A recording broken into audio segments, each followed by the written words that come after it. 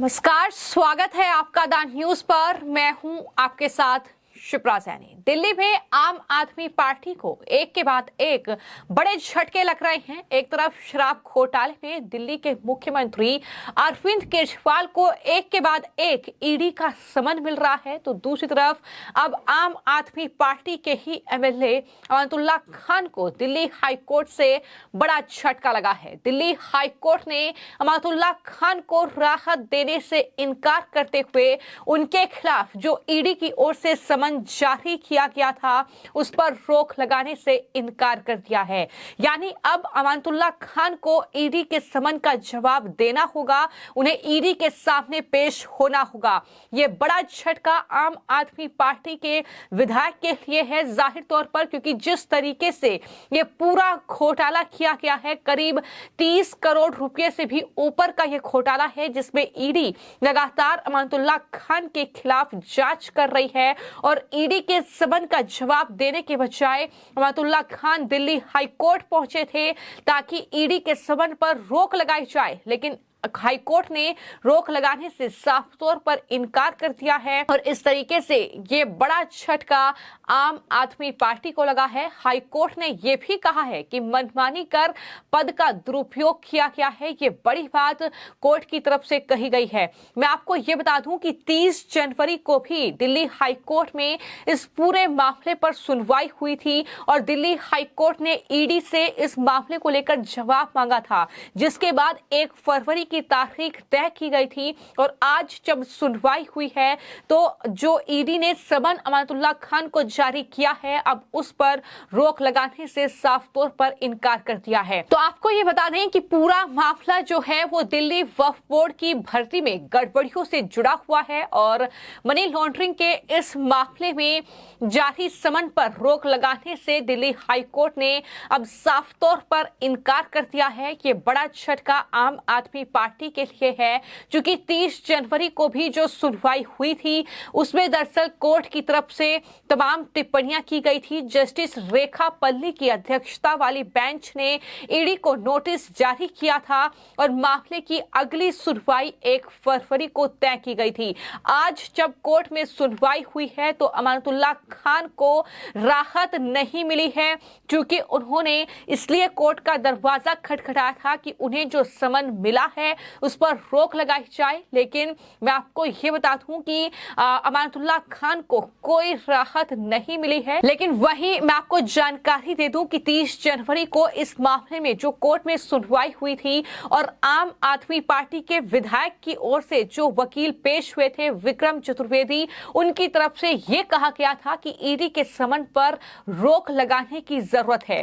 तब कोर्ट ने यह पूछा कि समन कब जारी किया गया था। इस पर चतुर्वेदी ने कहा कि 1 सप्ताह पहले समन जारी करके आज ईडी के सामने पेश होने के लिए कहा गया था। यानी 30 जनवरी को अमानतुल्लाह खान को ईडी के सामने पेश होना था, लेकिन वो दिल्ली हाई कोर्ट पहुंच गए। तो वहीं ईडी की ओर से जो वकील पेश हुए थे उनकी तरफ से ये दलील दी गई कि याचिका का जवाब देने के लिए समय देने की मांग की गई, जिसके बाद कोर्ट ने 1 फरवरी यानी आज सुनवाई करने की बात कही थी और अमानतुल्लाह खान ने याचिका में मनी लॉन्ड्रिंग एक्ट की धारा 50 की संवैधानिक वैधता को भी चुनौती दी थी। सीबीआई की चार्जशीट में यह कहा गया है कि इन नियुक्तियों के लिए अमानतुल्लाह खान ने महबूब आलम और दूसरे आरोपितों के साथ साजिश रची है, जिन्हें वक्फ बोर्ड में अलग अलग पदों पर नियुक्त किया गया था। चार्जशीट के मुताबिक इन नियुक्तियों में मनमानी की गई है और अमानतुल्लाह खान और महबूब आलम ने अपने पद का दुरुपयोग किया है। तो ये पूरा मामला था। चार्जशीट में ये तमाम बातें कही गई थी, यानी अमानतुल्लाह खान ने इस पूरे मामले से बचने की खूब कोशिश की। मैं आपको ये बता दूं कि उनके घर पर अक्टूबर 2023 में रेड भी हुई थी। करीब उनके 12 ठिकानों पर छापेमारी जांच एजेंसियों ने की थी। कई ऐसे सबूत जांच एजेंसियों को हाथ लगे थे। एसीबी ने उन्हें अपनी कस्टडी में भी ले चुकी है एसीबी। तो ये तमाम एक्शन अमानतुल्लाह खान पर हुए हैं, लेकिन अब उन्हें कोई राहत नहीं मिली है और बड़ा झटका आम आदमी पार्टी के ओखला वजह से विधायक अमानतुल्लाह खान के लिए है।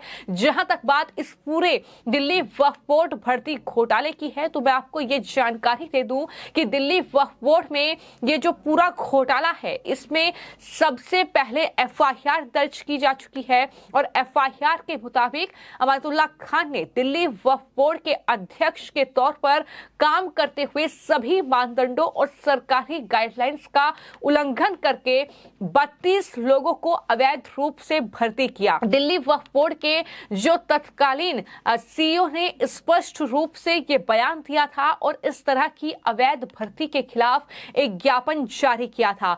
इसके अलावा ये आरोप भी उन्होंने लगाया था कि दिल्ली वक्फ बोर्ड के अध्यक्ष के तौर पर विधायक अमानतुल्लाह खान ने भ्रष्टाचार और पक्षपात के आरोपों के बीच वक्फ बोर्ड की कई संपत्तियों को अवैध रूप से किराए पर दिया हुआ है।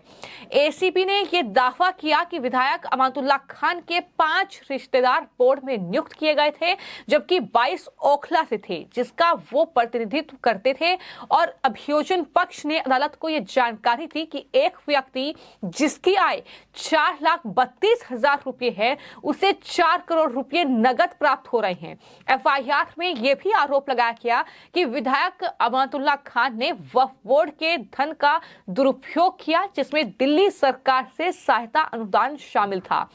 एसीबी ने अमानतुल्लाह खान को 2020 में दर्ज भ्रष्टाचार रोकथाम अधिनियम मामले में पूछताछ के लिए नोटिस जारी किया था और इस तरीके से अमानतुल्लाह खान पर एक्शन हुआ। एसीबी ने उन्हें अरेस्ट भी किया था। उसके बाद वो जमानत पर बाहर आए, उनके घर पर छापेमारी भी हुई। इस तरीके का एक्शन जो है इस पूरे मामले में देखने को मिला है। तो जाहिर तौर पर जब अमानतुल्लाह खान ये पद संभाल रहे हैं तो इसका दुरुपयोग कर रहे हैं। बीजेपी के तमाम आरोप बीजेपी ने लगाए और इस तरीके से अमानतुल्लाह खान जो हैं वो अब उनके लिए मुश्किलें बढ़ती जा रही हैं, क्योंकि एक तरफ दिल्ली में शराब घोटाला जिसमें मनीष सिसोदिया से लेकर संजय सिंह और साथ ही अब मुख्यमंत्री अरविंद केजरीवाल पर भी गिरफ्तारी की तलवार लटकी हुई है, तो वहीं पर सत्येंद्र जैन भी मनी लॉन्ड्रिंग के ही मामले में जेल में बंद हैं। इसके अलावा अब जिस तरीके से ये पूरा मामला है भ्रष्टाचार का, दिल्ली वक्फ बोर्ड में जो भर्तियां की गई हैं, अपने करीबियों को जगह दी गई है, ये आरोप अमानतुल्लाह खान पर है और समन ईडी ने जारी कर दिया है, जिसको लेकर अब कोई राहत उन्हें नहीं मिली है। यानी अब उनसे अगर पूछताछ होगी तो उनकी भी गिरफ्तारी इस पूरे मामले में हो सकती है। आम आदमी पार्टी के लिए दिल्ली में लगातार मुश्किलें बढ़ रही हैं।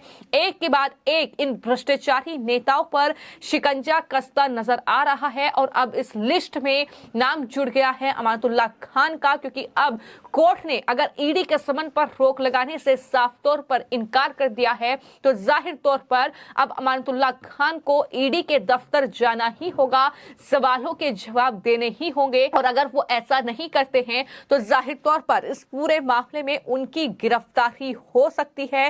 क्योंकि फिलहाल मैं आपको ये बता दूं कि ईडी ने साफ तौर पर यह आरोप लगाया है कि अमानतुल्लाह खान अपने कार्यकाल के दौरान तय नियमों और सरकारी दिशा निर्देशों का उल्लंघन करते हुए 32 व्यक्तियों की गैर कानूनी रूप से उन्होंने भर्ती की है। इस पूरे मामले में ईडी ने उनके 3 सहयोगियों को गिरफ्तार किया है, उनके खिलाफ चार्जशीट दायर की थी, जिसमें जिशान हैदर शामिल है, दाऊद नासिर शामिल है और जावेद इमाम सिद्दीकी समेत 5 लोगों के खिलाफ चार्जशीट दायर की गई थी और गिरफ्तारी भी कई लोगों की हुई है। तो इस तरीके से इस पूरे मामले में जांच एजेंसी का एक्शन जारी है और अब जाहिर तौर पर दिल्ली हाई कोर्ट के इस फैसले के बाद अब ईडी का शिकंजा अमानतुल्लाह खान पर कसता नजर आएगा और हो सकता है कि इस बड़े घोटाले में, इस बड़े भ्रष्टाचार में अमानतुल्लाह खान को भी गिरफ्तार किया जाए। फिलहाल आपकी इस पूरे मामले को लेकर क्या राय है, हमें कमेंट बॉक्स में जरूर लिखें और चैनल को सब्सक्राइब करें। धन्यवाद।